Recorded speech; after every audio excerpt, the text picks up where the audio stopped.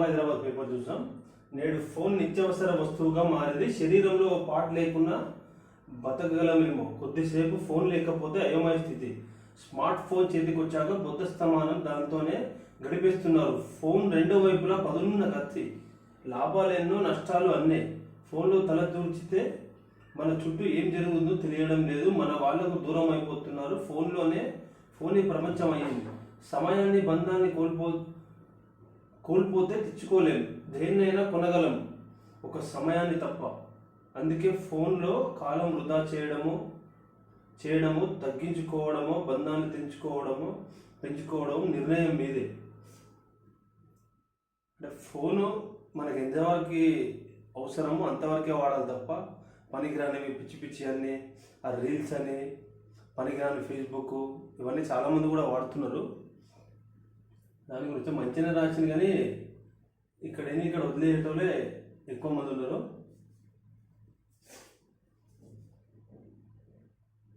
పర్యావరణ పరిరక్షణలో రాజీ పడేది లేదు. చెట్ల నరికి వేతకు అనుమతి ఉందా లేదా, తేడా వస్తే సీఎస్ సహా అందరి జైళ్ళకే. అడవిని ఎలా పునరుద్ధరిస్తారో చెప్పండి. 4 వారాల్లో ప్రణాళిక ఫైల్ చేయాలి. ప్రభుత్వం వ్యవహారంపై సుప్రీంకోర్టు సీరియస్. మే 15కు విచారణ వాయిదా. కచ్చగచ్చబులి భూముల్లోని చెట్ల నరికివేతకు సుప్రీం తీవ్ర వ్యాఖ్యలు.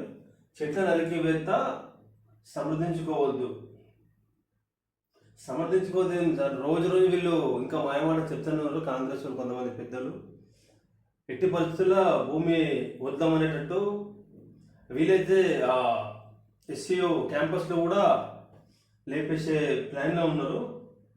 అంత కక్ష కట్టిండ్రు వీళ్ళు ప్రజల మీద. 100% చెప్పొచ్చు. కచ్చగచ్చబోలి అడవులు లేవని వాదిస్తే అదే ప్రాంతంలో జైలు కట్టే అందులోనే అధికారులను పెట్టాల్సి ఉంటుందని జస్టిస్ బిఆర్ గవాయ్ ఆగ్రహం వ్యక్తం చేశారు. చెట్లు కొట్టేసే ముందు అనుమతి ఉందా లేదా అన్నదే ముఖ్యమని తెలిపారు. అనుమతులు లేకుండా చెట్లు కొట్టేసినందుకు సీఎస్ సహా అధికారులు జైలుకు వెళ్లాల్సి ఉంటుందని హెచ్చరించారు. అంగీకరిస్తారా? కేంద్ర ప్రభుత్వానికి సుప్రీం కోర్టు సూటి ప్రశ్న. 100 ఏళ్ల నాటి ఆస్తులకు పత్రాలు ఎక్కడి నుండి వస్తాయి? 2 వారాల్లో సందేహాలకు సమాధానం ఇవ్వండి. వక్ఫ్ సవరణ చట్టం 2025ను ఆర్టికల్ 26 నిరోధించిందన్న కోర్టు. కేసు న్యాయ పరిశీలనలో ఉన్నప్పుడు ప్రశాంతంగా ఉండాలి. ఉర్దూ దేశీయ భాషే, దానిని తిరస్కరించే అధికారం లేదు. ఓ కేసులో సుప్రీంకోర్టు సృష్టీకరణ. ఉర్దూ దేశీయ భాష అని చెప్పేసి దాన్ని తిరస్కరించొద్దు అన్నట్టు, అంటే దాన్ని కూడా అభివృద్ధి చెందేలా చేయాలని చెప్పి మాట. చారిత్రాత్మక ఘట్టం. సింగరేణి విస్తరణకు నైని గని తొలిమెట్టు. ఇతర రాష్ట్రాలకు సింగరేణి విస్తరణ. ఒడిశాలోని సీఎం సింగరేణి గని ఏర్పాటు గర్వకారణం. 13 దశాబ్దాల సింగరేణి చరిత్రలో నైని గని ప్రారంభం ఒక సువర్ణ అధ్యాయం. ఒడిశాలోని నైని గనిని వర్చువల్గా ప్రారంభించిన డిప్యూటీ సీఎం భట్టి విక్రమార్క. సింగరేణి సంస్థ తన 136 సంవత్సరాల సుదీర్ఘ చరిత్రలో తొలిసారిగా ఇతర రాష్ట్రాల్లో బొగ్గు గని ప్రారంభించుకోవడం ఒక సువర్ణ అధ్యాయం అని రాష్ట్ర ఉప ముఖ్యమంత్రి, ఆర్థిక ఇంధన శాఖ భట్టి విక్రమార్క మల్లు అన్నారు. ఒడిశా రాష్ట్రంలో నైని గని ప్రారంభోత్సవం సింగరేణి తన విశ్వవ్యాప్తి విస్తరణకు శ్రీకారం చుట్టిందన్నారు. ఇంకేముంది? ఎమ్మెల్సీగా దాసోజు ప్రమాణ స్వీకారం. ఎందుకు ఈయన మొన్న రాలేడా?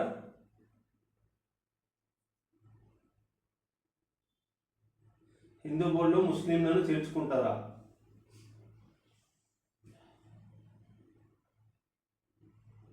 కూతురు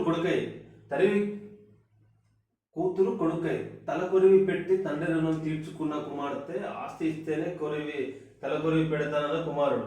తండ్రి సేవని చూసేందుకు కూడా రాని వైనం. మహబూబ్ నగర్ జిల్లా కేంద్రంలో విషాదకర ఘటన. నాకు వంశోద్ధారకుడు కావాలి, నా ఇంటి పేరు నిలబెట్టేవాడు, భవిష్యత్తులో నాకు అండగా ఉండేది అతడే, చివరకు నాకు తలకొరివి పెట్టేది వాడే. అలాగే ఆడపిల్ల ఎప్పటికైనా పరాయిదే, భర్తతో పాటు వెళ్ళిపోవాల్సిందే అంటూ అనేక మగపిల్లలపై అనేక ఆశలు పెట్టుకున్న తల్లిదండ్రులకు ఇది ఒక కనువిప్పంట. కొడుకు ఆస్తి పంచుతూనే వస్తానని చెప్పేసి అంటే కూతురు తలకొరివి పెట్టిందంట. పెట్టొచ్చు, అది కొడుకే పెట్టాలి అనేది అవి కొన్ని పద్ధతులు ఉన్నాయి, కానీ అదేం లేదు. కూతురు కూడా తలకొరివి పెట్టవచ్చు.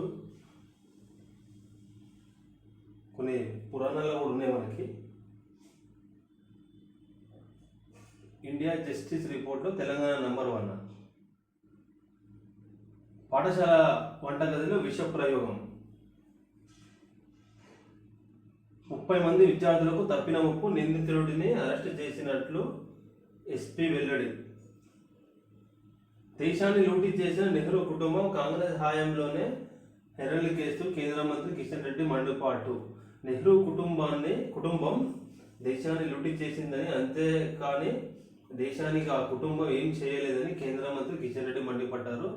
ఆ క్రమంలో దేశాన్ని అవినీతిమయంగా మార్చిన విషయం మనం చూసాం. ఇది ఏం మాట్లాడాడు.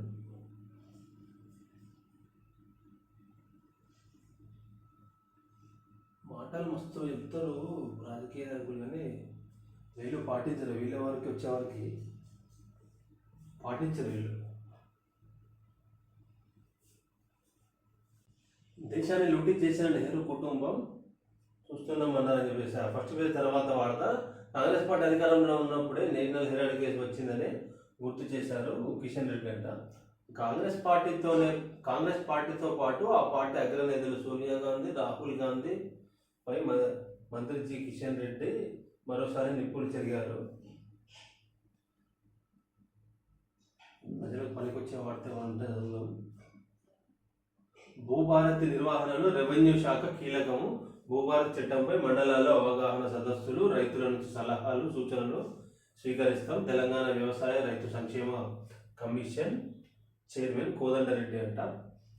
భూభారతి నిర్వహణ బాధ్యత పూర్తిగా రెవెన్యూ శాఖ పైన ఉందని, దీన్ని పకడ్బందీగా అమలు చేసే విషయంలో ఈ శాఖ చాలా కీలకమనే విషయాన్ని అధికారులు గుర్తుంచుకోవాలని తెలంగాణ వ్యవసాయ రైతు సంక్షేమ కమిషన్ చైర్మన్ కోదండరెడ్డి స్పష్టం చేశారు. బుధవారం నాగర్ కర్నూలు జిల్లా కలెక్టరేట్లోని సమావేశ మందిరంలో తెలంగాణ వ్యవసాయ రైతు సంక్షేమ కమిషన్ ఆధ్వర్యంలో భూభారతి చట్టంపై రెవెన్యూ అధికారులు అవగాహన కార్యక్రమం. ఆర్డీఓలు, తహసీల్దారులు, వ్యవసాయ అధికారులతో జిల్లా కలెక్టర్, రైతు కమిషన్ చైర్మన్ కోదండరెడ్డి సమీక్ష సమావేశం నిర్వహించారు.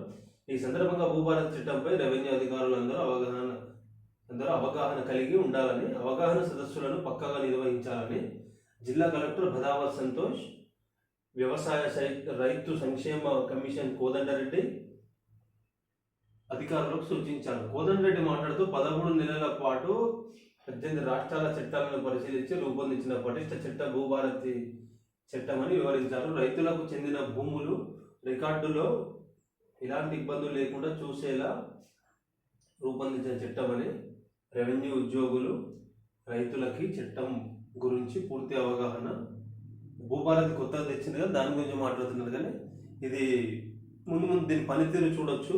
వీళ్ళ మీద కూడా నమ్మకం లేదు. ఎందుకంటే వీళ్ళు కేవలం ఇప్పటివరకు కూడా ఈ ప్రభుత్వం కూడా మాటల్లో చెప్పడమే తప్ప ప్రజలని ప్రజాపాలన అని చెప్పి రాజకీయ పాలన చేస్తుందని చెప్పేసి ప్రజలు చాలా చోట్ల అదే మాట్లాడుకుంటారు. వీళ్ళకి ఎన్నికలు, ఉప ఎన్నికలు, ఎంపీ ఎన్నికలు, ఎమ్మెల్సీ ఎన్నికలు, సర్పంచ్ ఎన్నికలు ఎట్లా గెలవాలనేది తప్ప ప్రజలని ఎట్లా అభివృద్ధి చెందాలి, సంపద ఎట్లా సృష్టించాలనేది ఏం లేదు.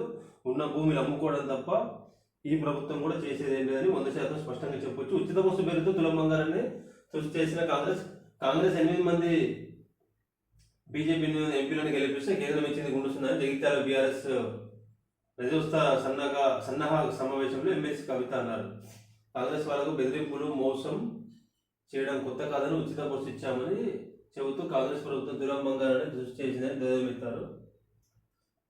అందరి పాలన అట్లే ఉంది. ఏదో మార్పు కోసం అని చెప్పేసి వీళ్ళని గెలిపిస్తే వీళ్ళు కూడా అంతే ఉన్నారు. భూ సమస్యలు లేని తెలంగాణ లక్ష్యంగా భూభారతి అంట. సర్పంచ్లను ఆదుకో, సర్పంచ్ల బిల్లులు పొంగులేటి గారు వచ్చాగానే అధికారంలో వచ్చాగానే మీ మంత్రి పదవి వచ్చాగానే మీ బిల్లులు తీసుకున్నారు తప్ప సర్పంచులని, ఈ రిటైర్ అయిన ఉద్యోగులని వీళ్ళ గురించి ఆలోచించకుండా మీ స్వార్థం మీరే చూసుకున్నారు. మీ భూమి మీకు వచ్చే కాంట్రాక్ట్ బిల్లు తీసుకున్నారు తప్ప ప్రజల కోసం ఖర్చు పెట్టిన సర్పంచుల కోసము ఏ రోజు కూడా ఆలోచించలేదు. మీరు ఆలోచించి కొంచెము ప్రజాపాలన చేయాలని చెప్పి కోరుతున్నాం.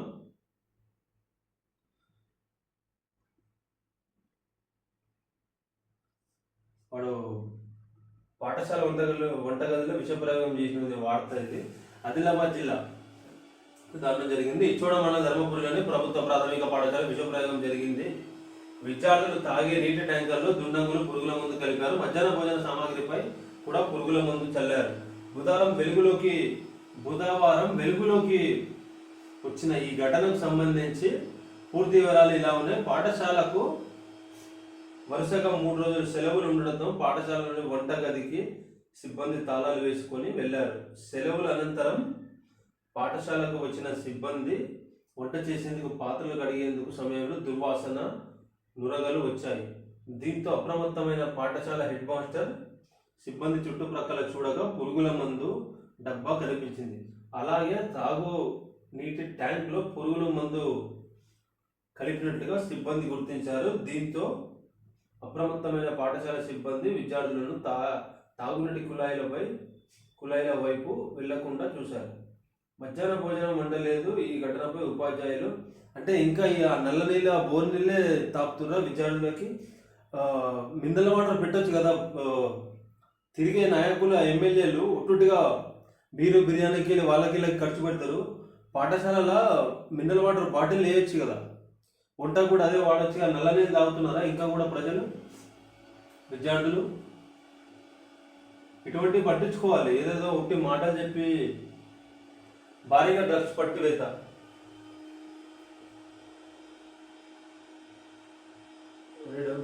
భారీగా పట్టుబడ్డ డ్రగ్స్ అంట. పోలీసులకు చిక్కిన మాజీ సీఎస్ పుత్రుడంట. డ్రగ్స్ నిర్మూలన విషయంలో ప్రభుత్వంతో పాటు పోలీస్ శాఖ ఎంత ప్రయత్నం చేస్తున్నా కొంతమంది కొత్త దారుల్లో డ్రగ్స్ ను రాష్ట్రానికి తీసుకురావడంపై పెను సవాల్గా మారింది. పోలీసులు ఎంత గట్టి నిఘా పెట్టినా ఎప్పటికప్పుడు డ్రగ్స్ సరఫరాదారులను అరెస్టు చేస్తున్నా కూడా కొత్త వారు పుట్టుకు వస్తూనే ఉన్నారు. ముఖ్యంగా ఈ కేసుల్లో పట్టుబడే వారిలో చాలా మంది కీలకమైన వారు కూడా ఉండటం గమనార్హం. తాజాగా పోలీసులు ఓ డ్రగ్స్ సరఫరా చేస్తున్న వ్యక్తిని అదుపులోకి తీసుకోగా అతను ఏకంగా ఓ రాష్ట్రానికి చెందిన మాజీ సీఎస్ కుమారుడు అనే విషయం తెలుస్తుంది. నగరంలో గచ్చిబౌలి పరిధిలోని శరత్ సిటీ మాల్లో పెద్ద ఎత్తున డ్రగ్స్ ను పోలీసులు స్వాధీనం చేసుకున్నారు. అయితే బొటానికల్ గార్డెన్ పక్కకుంటే శరత్ మాల్ అని, ఏఎంబి మాల్ శరత్ మాల్, అదే దానిలోనే దొరికినట్ట వీడవడం. అక్కడ సరఫరా జరుగుతున్నాడు. పోలీసులు పక్కా సమాచారం రావడంతో ఎంతో రహస్యంగా డ్రగ్స్ ను పట్టుకునేందుకు అక్కడ చేరుకున్నారు. కొంతమంది ఇటువంటి మాల్లాల టైంపాస్కి దుకాణం నడిచినా నడవకుండా ఇటువంటి దందలు చేయడానికి కొన్ని కాంప్లెక్స్లా కానీ కొన్ని దగ్గర నడుస్తుంది. అసలు ముఖ్యంగా ఈ పోలీసు వాళ్ళు అంటే ఇక మనము చెప్తే మళ్ళీ ఏదో ఒక పుట్టి కేసులు పెట్టినకుంటారు. అసలు డ్రగ్స్ ఎక్కడి నుంచి వస్తుంది అనేది, అసలు ఎవడు పంపిస్తుడు, ఏ రాష్ట్రము ఏ దేశము అనే కనుక్కున్న దాంట్లో ఆ పోలీసు వాళ్ళు తెలిసే ఉంటారు అన్నీ. కానీ ఎవరికి వారికి పోతుంది కాబట్టి నాటకాలు అంతే. ఇప్పుడు కూడా డ్రగ్స్ ఎక్కడో కూర్చున్నోడు కూడా అని పేరేంది, దేశద్రోహి దావుద్ ఇబ్రాహిం గాడు, వాడు వాడి మనుషులు ఇంకా కొంతమంది సప్లై చేయొచ్చు అనేది కూడా ఉంది. తెలుసు, అన్నీ తెలుసు పోలీసు వాళ్ళకి. కానీ కొంతమందికి అన్నీ తెలుసు కానీ వాళ్ళు ఏమో నాటకాలతో నడిపిస్తుంటారు. ఏముండదు ఆడ, పుట్టి మాటలన్నీ.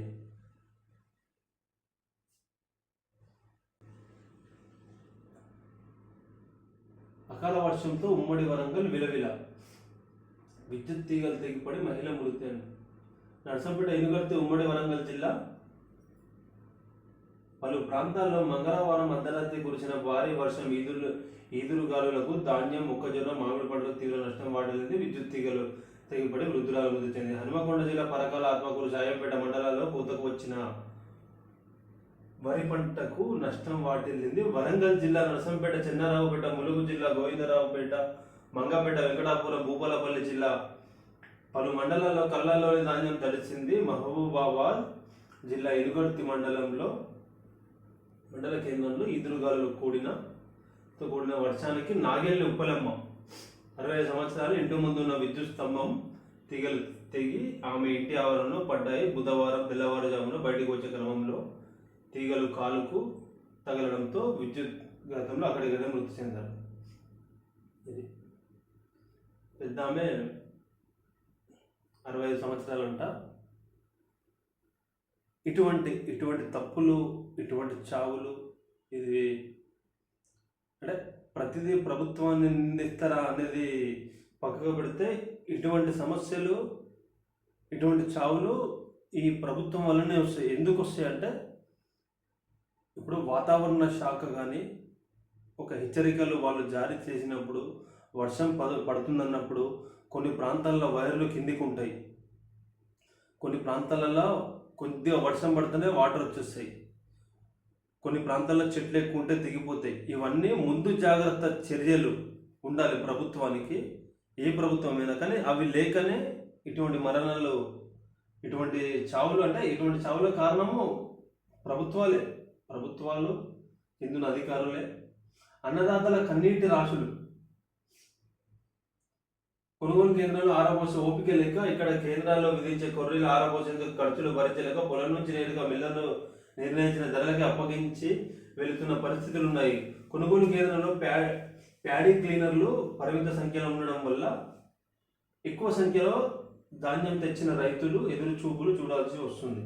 కొనుగోలు అంతంతే. ఉమ్మడి నల్గొండ జిల్లా వ్యాప్తంగా 12,69,000 ఎకరాలు వరి సాగైంది. ఇందులో 4,80,000 ఎకరాలకు పైగా సన్న రకాలు మిగిలినవి, దొడ్డు రకాలు రైతులు పండించారు. మొత్తం 8 లక్షల టన్నులు ధాన్యం సేకరించేందుకు అధికారులు కేంద్రాలు ఏర్పాటు చేశారు. నల్గొండలో 384 కొనుగోలు కేంద్రాలు ఉంటే ఇప్పటి వరకు కేవలం 30% మాత్రమే కొనుగోలు చేశారు. సూర్యాపేటలో 311 కేంద్రాలు, 20%. యాదాద్రి, భువనగిరి జిల్లాలో 372 కేంద్రాలు, 40% మీద ధాన్యం కొనుగోలు చేశారు.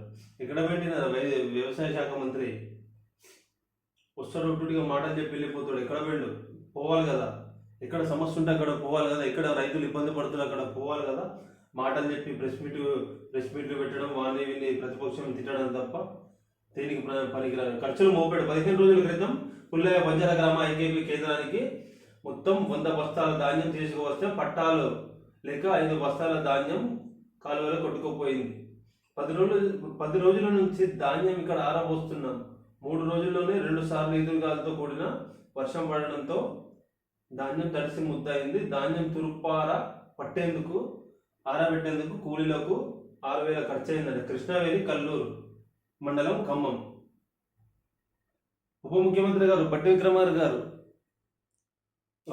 మీ మంత్రి ఉప ముఖ్యమంత్రి గారు ఉన్నారు కదా, మళ్ళీ మీ వ్యవసాయ శాఖ మంత్రి కూడా అక్కడే కదా, చెప్పొచ్చు కదా రైతులు ఇబ్బంది పడుతున్నారని. మీకు ఎవరి మీద ఏం లేదు, కేవలము మీ స్వార్థము, మీ బిల్లులు, మీ నాటకాలు తప్ప ఏం లేదు. పొంగిలేటి శ్రీనివాసరెడ్డి కూడా ఖమ్మమైన రంగు మారుతుంది. కొత్తపల్లి సహకార సంఘం ఆధ్వర్యంలో ఏర్పాటు చేసిన ధాన్యం కొనుగోలు కేంద్రంలో 3.5 ఎకరాల సన్న ధాన్యం ఆరబోసాము. 10 రోజులు 3 సార్లు ఈదురుగాలతో వర్షం రావడంతో ధాన్యం ఆరబెట్టడం సరిపోతుంది. అధికారులు రేపు మాపం అంటూ కొనుగోలు చేయడం లేదు. ధాన్యం పొలమాన తడవడంతో రంగు మారుతుంది. నాదని నరసింహ, ఇబ్రహీంపేట, అనుముల మండలం, నల్గొండ. కొమ్మటిరెడ్డి వెంకరెడ్డి గారు, ఉత్తమ్ కుమార్ రెడ్డి గారు, మా హోంమంత్రి పదవికి అర్హుడైన రాజగోపాల్ రెడ్డి గారు, చూడండి రైతులు మీ ప్రాంతంలో కూడా ఇబ్బంది పడుతున్నారంట.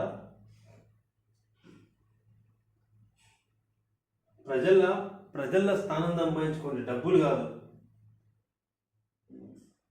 1000 కోట్లున్నా తిననికి లేని పరిస్థితులు అన్నీ ఉన్నా కానీ ముంగట ఇట్లా కనిపిస్తున్న 100 ఐటెంలు తినని లేకుండా ఎన్నో బతుకులు ఉన్నాయి. పుట్టిగా పైసలతోని అన్ని పనులు కూడా కావు. కంచగచ్చిబౌలి వ్యవహారం స్మితా సబర్వాల్కు నోటీసులు. స్పందించిన ఐఏఎస్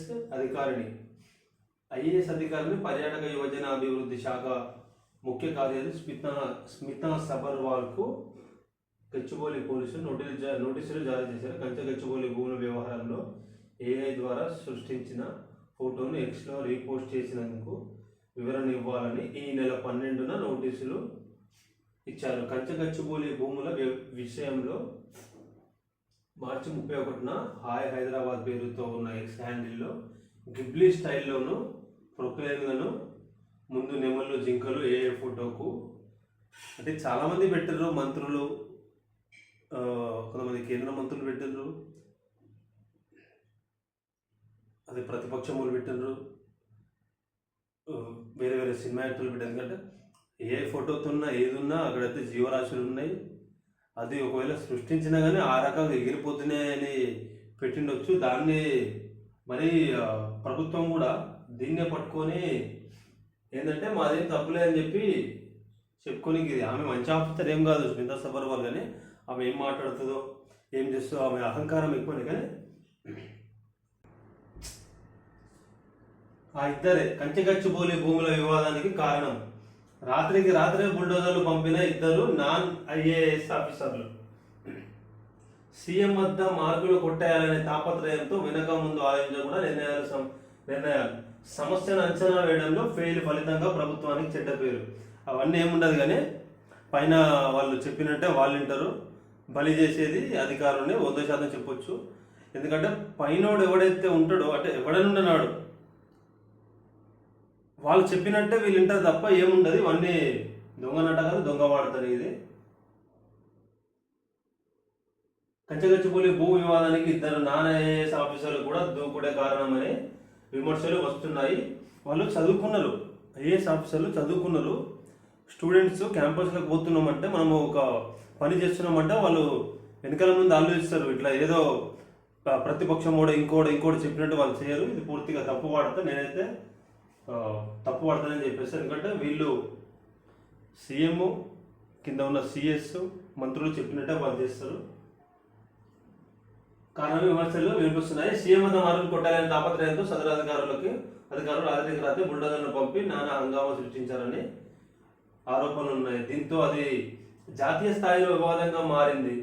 ఫలితంగా ప్రభుత్వానికి ఇబ్బందులు తలెత్తాయని చర్చ జరుగుతున్నది. అదే పనిని ఐఏఎస్ ఐపీఎస్లకు అప్పగించి ఉంటే పరిస్థితి మరోలా ఉండేదన్న చర్చ సెక్రటరియట్ వర్గాల్లో ఉంది. ఫీల్డ్కు వెళ్లే ముందు అక్కడ ఎదురయ్యే సమస్యలు ముందుగానే అంచనా వేసి వాటిని పరిష్కరించడమే, లేక తీవ్రతను తగ్గించేందుకు చర్యలు తీసుకున్నాకే యాక్షన్లోకి దిగేవారని చర్చ జరుగుతున్నది. ఒకరు సీఎం సన్నిహిత ఆఫీసర్ అంట.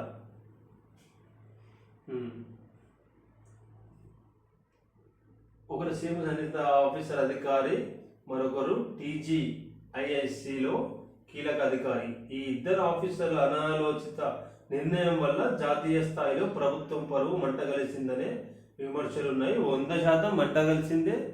జాతీయ స్థాయిలో కాదు, ప్రపంచ స్థాయిలో కూడా ముఖ్యమంత్రి ఇమేజ్ డ్యామేజ్ అయిపోయింది. తెలంగాణ ఇమేజ్ కూడా డ్యామేజ్ చేసిండ్రు. ఎందుకంటే ప్రకృతిని, చెట్లని, కొండలని తీసేసి అభివృద్ధి ఏందో. ఈ శేర్లింగంపల్లి చుట్టుప్రక్కల చూస్తే అసలు నీకు అసలు కొండలు లేవు, చెట్లు లేవు, గుట్టలు లేవు, చెరువులు లేవు, కుంటలు లేవు, ఏం లేవు. 10 సంవత్సరాల్లో మొత్తం ఖతం చేసిండు మా ముఖ్యమంత్రి గారి ప్రియమైన మిత్రుడు ఎమ్మెల్యే ఆర్కే పూడి గాంధీ. 3వ సారి ముచ్చటగా గెలిచి మొత్తం ముంచేసిండు, అన్ని ఖతం చేసేసిండు ఇక్కడ ఏరియాలో. చూడండి మీరు, దేశము ప్రపంచము మీరు ఒకసారి గమనిస్తే ఎక్కడ కూడా చెట్లు ఇట్లా ఇష్టం వచ్చినట్టు తీసేయరు, కొండలు తీసేయరు, ప్రకృతిని కాపాడుతారు. ఇక్కడ ఏం లేదు. ఇక్కడ చాలా భయంకరమైన పరిస్థితి ఉంది శేర్లింగపల్లి నియోజకవర్గంలో కూడా. ఇక్కడ ఇప్పటికే చాలా ఇబ్బంది పడుతున్నారు ప్రజలు. జపాన్లో భారత రాయబారి షిబుజార్తో మాట్లాడుతున్న సీఎం రేవంత్ రెడ్డి.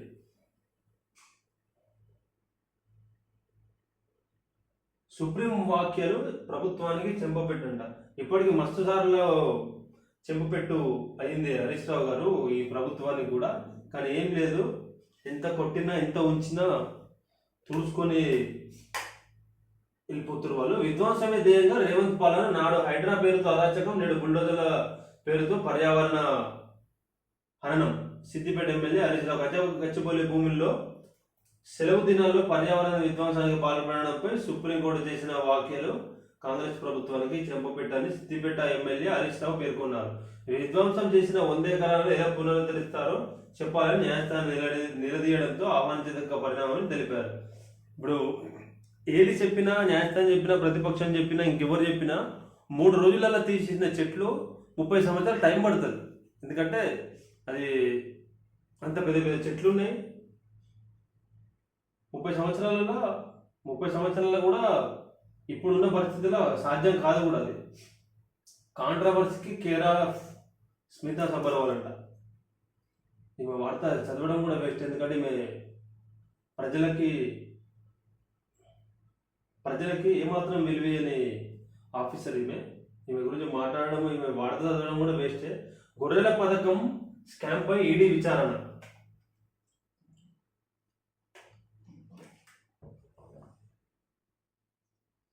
పశుసంవర్ధక శాఖ అసిస్టెంట్ డైరెక్టర్పై ప్రశ్నల వర్షం, కీలక సమాచారం సేకరణ, బినామీల ఖాతాల్లో నగదు బదిలీపై ఫోకస్. హైదరాబాద్లో ఈడీ రైడ్స్, పారిశ్రామికవేత్తల్లో ఇండ్లలో సోదాలు. సురానా గ్రూప్స్, సాయి సూర్య డెవలపర్స్. అదే ఒకటి ప్రజలు ఒక సమస్య గురించి తెలంగాణలో ప్రభుత్వం మీద వ్యతిరేకత గురించి మాట్లాడుకునే సందర్భంలో ఇటువంటి అన్ని తీసుకొని వస్తారు దొంగ నాటకాలు. వీళ్ళు అరెస్ట్ చేయాలంటే ఎప్పుడో చేయొచ్చు, ప్రభుత్వం ఏర్పడినాక నెలకు కూడా చేయొచ్చు. ఎందుకంటే 1000 ఎకరాల భూమి కబ్జా అయిందని చెప్పేసి అంతకుముందు పీసీగా ఉన్నప్పుడు రేవంత్ రెడ్డి గారు, ఇప్పుడు ముఖ్యమంత్రి గారు చెప్పిండ్రు. ఏముండదు ప్రజలారా, ఇవన్నీ మాటల వరకే ఉంటుంది తప్ప ఏముండదు.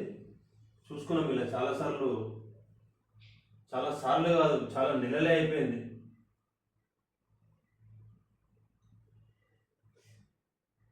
ప్రజలకి పనికొచ్చే వార్తనే చదువుదాము. ఇటుగా వాడు అది కట్ చేసిండు, వీడు ఇది కట్ చేసిండు, వీడు దీనికి పోయిండు, వాడు దానికి పోయిండు. ఈ దొంగ వార్తలు, పనికిరాని వార్తలు కాదు, ప్రజలకి పనికొచ్చే వార్తలు, రైతులకి, బిజినెస్ చేయటోళ్ళకి,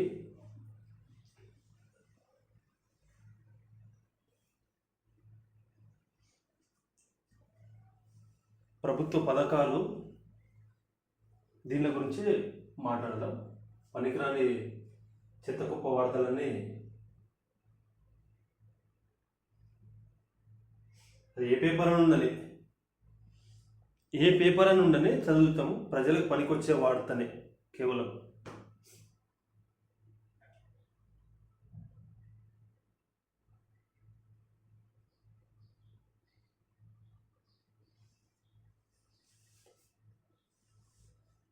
మా ప్రాంతంలో వేడి ఎక్కువనే, ఎందుకంటే ఇక్కడ అన్నీ నేను శ్రీలింగపల్లినే ప్రకృతి విధ్వంసం మొత్తం ఇక్కడ నుంచే మొదలైంది. అన్నీ తీసేసారు, ఇక్కడ ఏం లేదు. ఈ రాజకీయ నాయకులు కొంతమంది ప్రకృతి విధ్వంసం అనే పాపాన్ని మూటగొట్టుకున్నారు, ప్రజలకి ఇబ్బంది పెడుతూ. సరే, దానివల్ల మన పేద ప్రజలకి ఏమైనా చేసిర్రా అంటే అది కూడా ఏం లేదు. సార్ మన రంగనాథ్ సారు, దయాకర్ రంగనాథుడు వచ్చిండు. 2 సంవత్సరాల నుంచి ఉన్న నిర్మాణాలు పేద మధ్య తరగతి ప్రజలే కూల్చిండు. పోయి మంచిగా ఆఫీస్లో కూర్చున్నాడు. ఎంత కలెక్షన్ చేసిండో, ఎంత కలెక్షన్ అప్ప చెప్పిండో తెలియదు, కానీ కేవలం మాయమాటలే. ఈయన ఒక సందర్భంలో మన ఐడ్రీమ్ మురళన్నతో ఇంటర్వ్యూ చేసిండే, మాట్లాడిండు. చూడండి, చాలా ఇంటర్వ్యూలు ఉంటాయి ఆయన దగ్గర, రంగనాథ్ సార్వి. ప్రజలు కొంతమంది నక్సలెట్లు మారనే కారణము కొన్ని రాజకీయాలే అని చెప్పేసి మాటలు మాట్లాడుతాడు.